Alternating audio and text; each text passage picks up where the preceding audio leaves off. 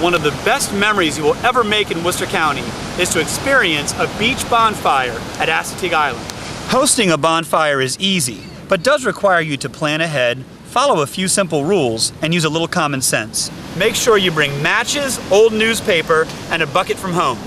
You may also want to bring a shovel, flashlight, bug spray, beach chairs, and a cooler full of snacks and drinks. Glass bottles are not permitted on the beach. Before you enter the island, you will need to purchase your firewood. There are plenty of spots along Route 611 and Route 376 near Assateague to buy firewood. Make sure you grab a couple of logs, some kindling, and some bark to help start your fire.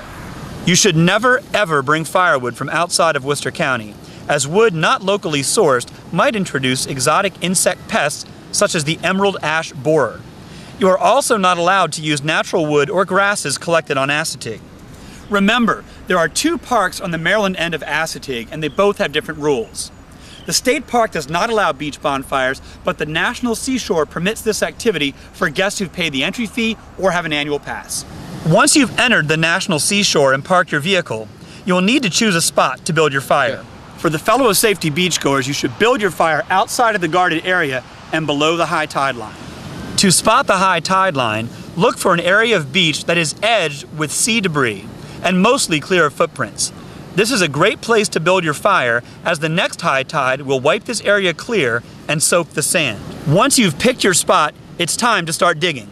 You can use a bucket or shovel to dig a hole about 2 feet deep, deeper if it's really breezy. It's best to start digging just before sunset so you'll have enough light and won't need a flashlight. Once your fire pit is ready, build your fire. One method is to build a small teepee with crumpled newspaper and small pieces of kindling in the center of larger logs. Once your fire is roaring, you can make s'mores, roast hot dogs, tell ghost stories, or simply sit back and enjoy the sound of the ocean waves and the millions of stars overhead. After you're through, it is super important to douse your fire with a few buckets of ocean water. Covering the burning embers with only sand is not safe for beachgoers who may walk over your fire before the next high tide. Before you head back to the parking lot, make sure you've picked up any trash from your bonfire. Assateague is known worldwide for its beautiful sandy beaches, mostly because we have some of the best visitors in the world. Do your part. So follow these simple steps to enjoy your Assateague bonfire, and remember to take only memories and leave only footprints when you travel Maryland's beach and beyond.